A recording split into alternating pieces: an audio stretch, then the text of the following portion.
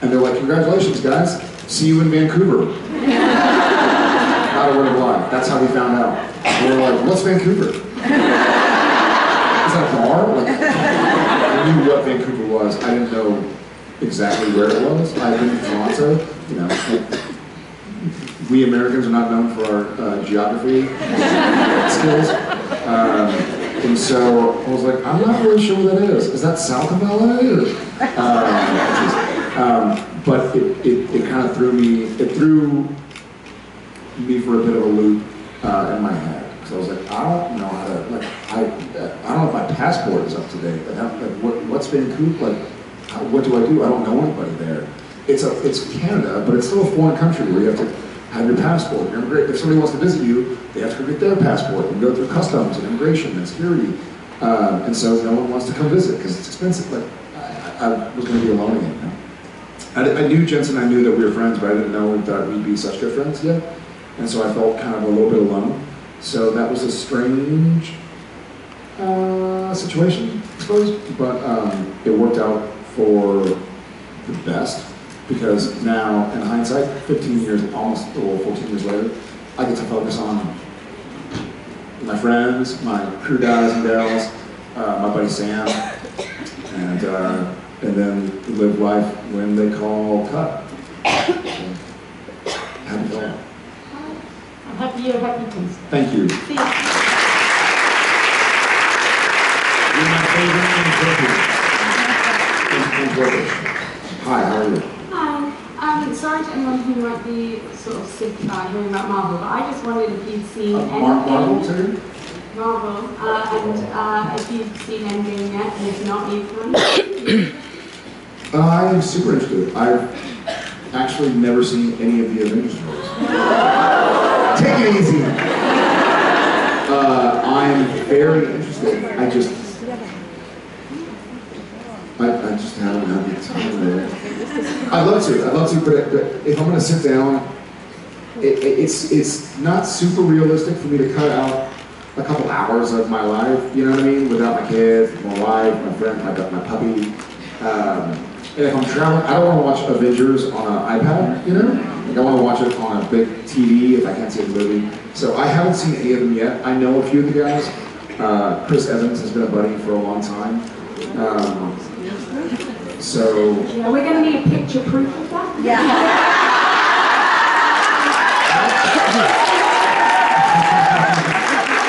I have picture proof of when he and I tested for a movie together called The Perfect Score 17 years ago or something. Yeah, please tweet that one. Alright, I gotta find it. We sat there, this must have been what, 2002, 2001, 2002? And he and I, back in the early days in LA, used to audition together a lot, and we were both young white guys, I suppose. So we see each other all the time. Yeah, and then I remember when I had my broken hand going over to his apartment, and we were shooting Fantastic Four in Vancouver. Anyways, yeah, a long time. So great guy. And obviously I know Momoa pretty well. Is he in Avengers as well? He's not. He's which? DC. He's DC. So I gotta get with the times. He's what? I know who he is. I didn't know what he is. I guess my brain is on to it. Yeah, I will see it. I can't wait to see it. I hear it's amazing. Have you seen it? Yeah. Is it awesome? 90%. How's that for standards? Now you're under pressure for season 15's video game. Oh wait, you want season 15 to be as good as Avengers Endgame? Yeah. They have like $1 billion to make a 2-hour movie. 20 hours of, all right, it'll be better.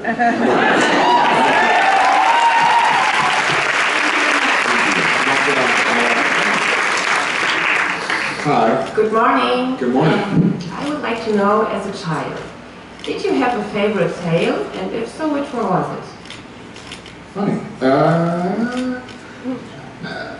I always loved the Polar Express. The movie, the book, that used to be a movie. For some reason, that always gave me. I loved Christmas-style tales. I don't know what that says about me, but I would love books like The Polar Express.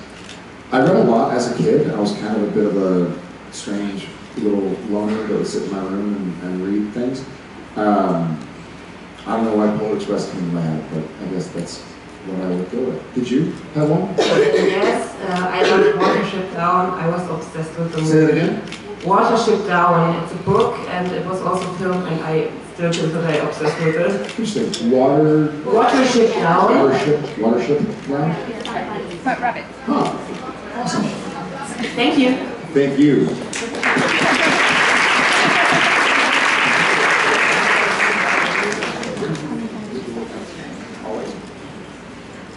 Hi. Hi. In the scene where Nick gets Sam in the head with a rock, and Sam manages to escape to the car, did he seek safety in the car because he knew he was badly injured, or because he was afraid of Nick, or because he was also lucifying him? All of the above. I'm Richard Hudson. I think that was the only safe place, and I'm not sure. I know. So, side note, so our director John Showalter, who did that episode, is going to come on for a bigger part, season 15, which is really cool. Maybe I don't know if that's public. Maybe I should have said that. So he's awesome. He's been a champion of our show and a champion for our show for years and years and years, and done some of my favorite episodes, and just an all-around badass guy. So he shot that scene, and it was written in such a way where it was trying to kind of blur the line between what is Nick and what is Lucifer versus what is Sam or what is Nick and what is the Lucifer side of Nick versus who is Sam and who is the part of Sam that still feels some connection to Lucifer, even though he's no longer Lucifer. And so the car became almost a symbol of safety and almost a Winchester symbol. Like, even though Dean wasn't there, it was almost Dean protecting Sam. Like, it was written in a really cool way. It gave me chills to read it, where like the safety of baby, you know, it gave kudos and gratitude to, you know, the third lead of the show, who's been in more episodes than anybody other than Jensen. So yeah. It's really cool focus. You know, they say even though they never had a home, they were never really alone or without a home. I know we always had each other, like Dean and Sam always had each other, but they've also essentially always had the car as a place for safety. So that was kind of what was going on. Yeah, thank you. Thank you. Hi. I was wondering if you have a special song that reminds you of Sam, or that reminds you of the relationship of the brothers together.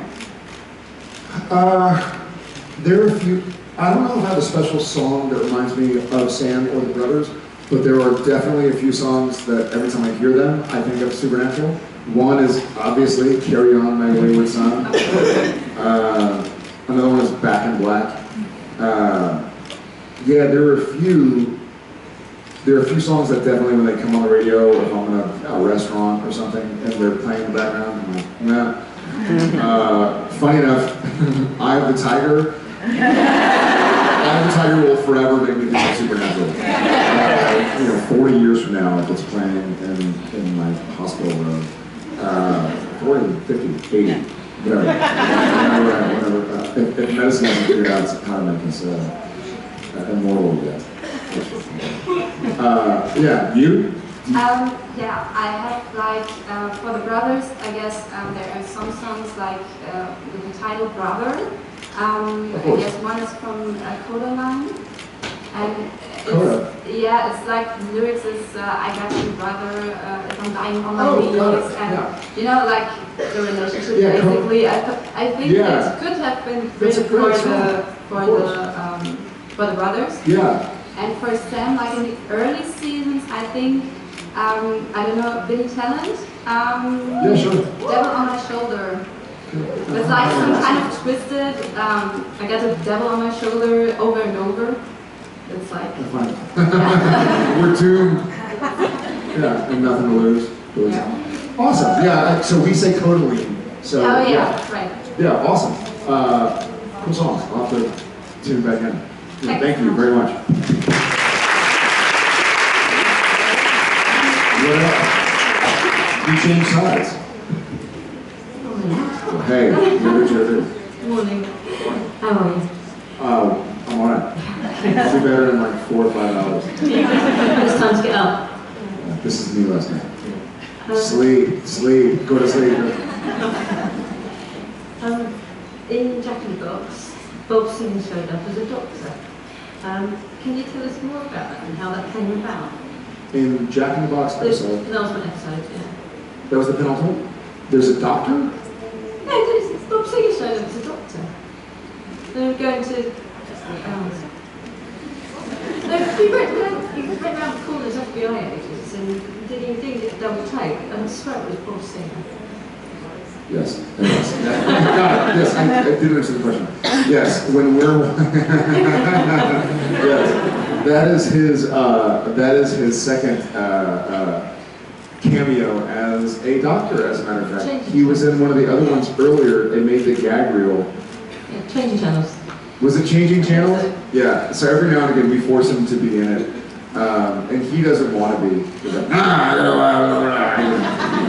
he pretends to be crotchety every now and then. But he, yeah, Jack in the Box, that was Bob Singer. So now he's been in 2 episodes, playing a doctor. Maybe it's the same doctor, who knows, 9 years later. Nice spot. Well done, good to see you again. Thanks. My turn.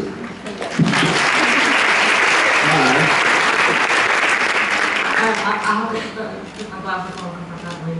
It's all right. I forgive you. And in the season finale of season 6, you portrayed the 3 pieces of Sam after Catherine removed the wall out to protect him from the memories of the cage. In Sam's mind, that back it up. How difficult was this to film? You know, you played basically 3 parts of Sam.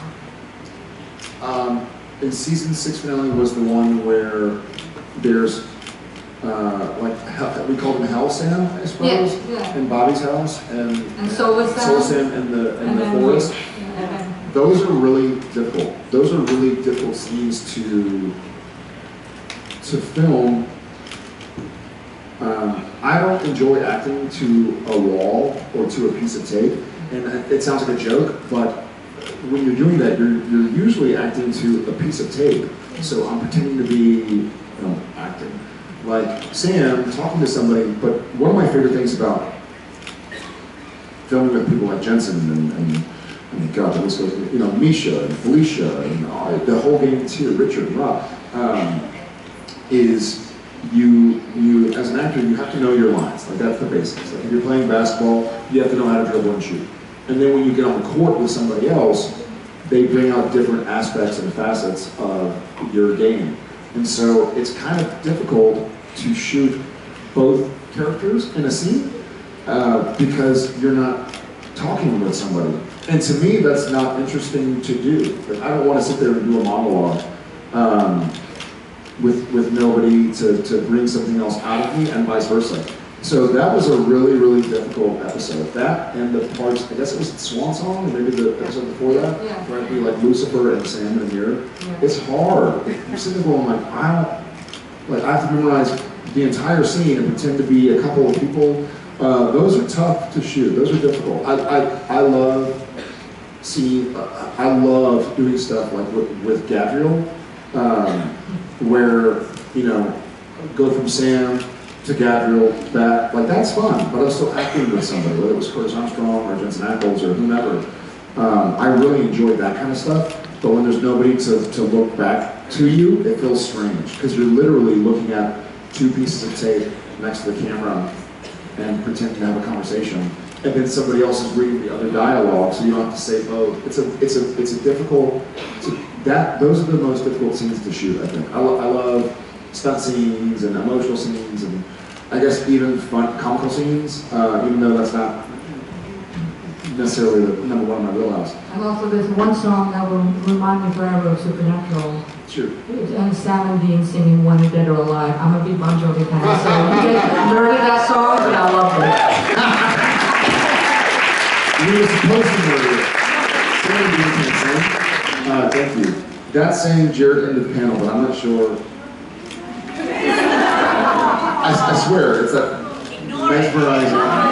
I'll do one more as I walk. Shoot.